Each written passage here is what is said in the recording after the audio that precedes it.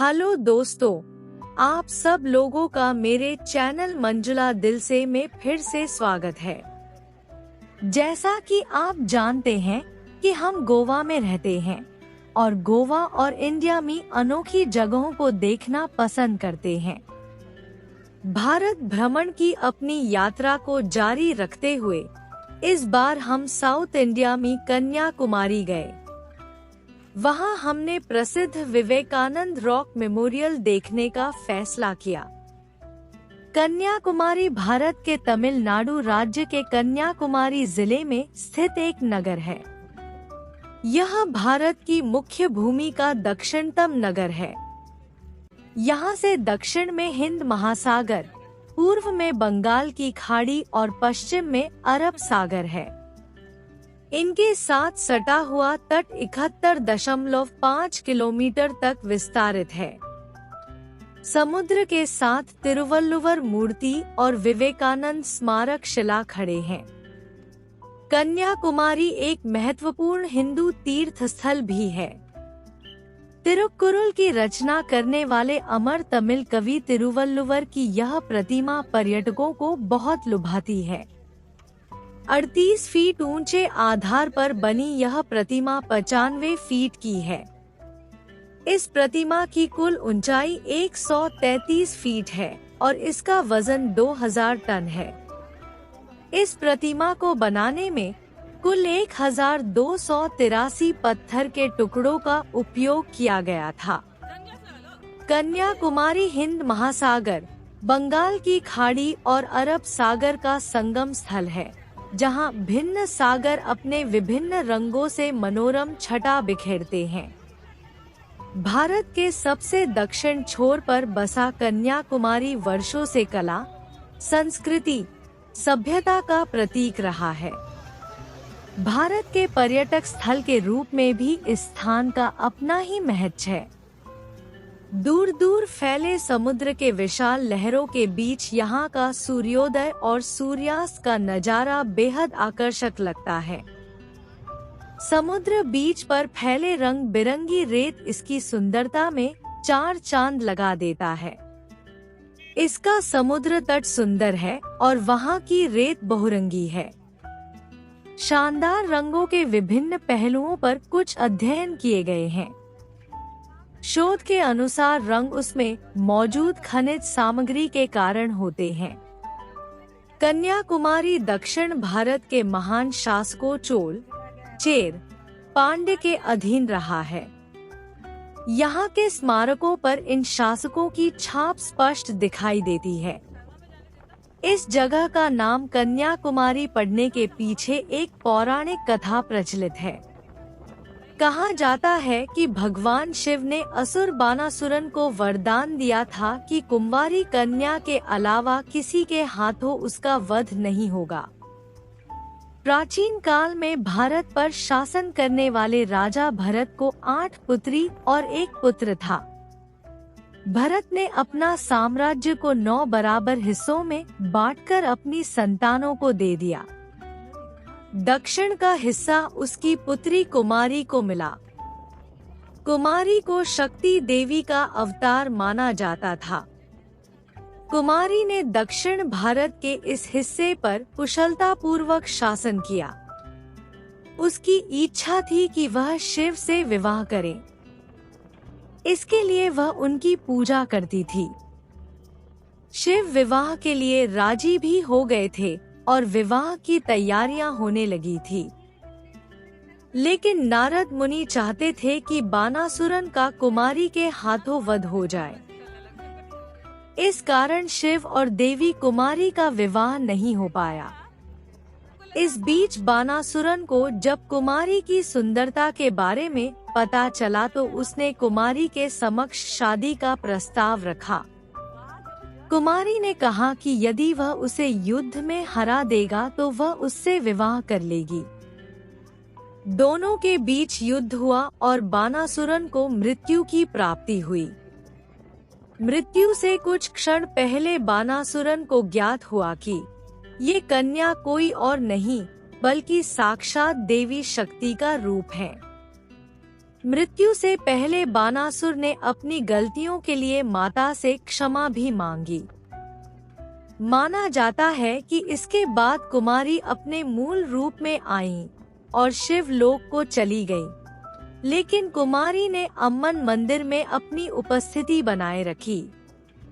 कुमारी की याद में ही दक्षिण भारत के इस स्थान को कन्याकुमारी कहा जाता है। सागर के मुहाने के दाईं ओर स्थित यह एक छोटा सा मंदिर है जो पार्वती को समर्पित है। मंदिर तीनों समुद्रों के संगम स्थल पर बना हुआ है। यहाँ सागर की लहरों की आवाज स्वर्ग के संगीत की भांति सुनाई देती है। विवेकानंद स्मारक शिला भारत के तमिलनाडु के कन्याकुमारी में समुद्र में स्थित एक स्मारक है। यह एक प्रसिद्ध पर्यटन स्थल बन गया है। इसे भूमितट से लगभग 500 मीटर अंदर समुद्र में स्थित 2 चट्टानों में से एक के ऊपर निर्मित किया गया है। एकनाथ रांडे ने विवेकानंद शिला पर विवेकानंद स्मारक मंदिर बनाने में विशेष कार्य किया। वे राष्ट्रीय स्वयंसेवक संघ के सरकार्यवाह थे। समुद्र तट से 50 फुट ऊंचाई पर निर्मित यह भव्य और विशाल प्रस्तर कृति विश्व के पर्यटन मानचित्र पर एक महत्वपूर्ण आकर्षण केंद्र बनकर उभर आई है। इसे बनाने के लिए लगभग 73,000 विशाल प्रस्तर खंडों को समुद्र तट पर स्थित कार्यशाला में कलाकृतियों से सज्जित करके समुद्री मार्ग से शिला पर पहुंचाया गया। इनमें कितने ही प्रस्तर खंडों का भार 13 टन तक था। स्मारक के विशाल फर्श के लिए प्रयुक्त प्रस्तर खंडों के आंकड़े इसके अतिरिक्त हैं। इस स्मारक के निर्माण में लगभग 650 कारीगरों ने 2081 दिनों तक रात दिन श्रमदान किया। कुल मिलाकर 78 लाख मानव घंटे इस तीर्थ की प्रस्तर काया को आकार देने में लगे। 2 सितंबर 1970 को भारत के तत्कालीन राष्ट्रपति डा.वी.वी. गिरी ने तमिलनाडु के तत्कालीन मुख्यमंत्री करुणानिधि की अध्यक्षता में आयोजित एक विराट समारोह में इस स्मारक का उद्घाटन हुआ। सन 1963 को विवेकानंद जन्मशताब्दी समारोह में तमिलनाडु में राष्ट्रीय स्वयंसेवक संघ के प्रांत प्रचारक दत्ताजी दिदोलकर को प्रेरणा हुई कि इस शिला का नाम विवेकानंद शिला रखना चाहिए और उस पर स्वामी जी की एक प्रतिमा स्थापित करनी चाहिए। कन्याकुमारी के हिंदुओं में भारी उत्साह हुआ और उन्होंने एक समिति गठित कर ली। स्वामी चिदभवानंद इस कार्य में जुट गए। दत्ताजी दिदोलकर की प्रेरणा से मनमथ पद्मनाभन की अध्यक्षता में अखिल भारतीय विवेकानंद शिला स्मारक समिति का गठन हुआ और घोषणा हुई कि 12 जनवरी 1963 से आरंभ होने वाले स्वामी विवेकानंद जन्म शताब्दी वर्ष की पूर्णाहुति होने तक वे शिला पर उनकी प्रतिमा की स्थापना कर देंगे। समिति ने 17 जनवरी 1963 को शिला पर एक प्रस्तर पट्टी स्थापित कर दी। राष्ट्रीय स्वयंसेवक संघ के सरसंघचालक माधव सदाशिव गोलवलकर ने सरकार्यवाह एकनाथ रांडे जी को यह कार्य सौंपा। कुशल प्रबंधन, धैर्य एवं पवित्रता के बल पर एकनाथ रानाडे ने मुद्दे को राजनीति से दूर रखते हुए विभिन्न स्तरों पर स्मारक के लिए लोक संग्रह किया।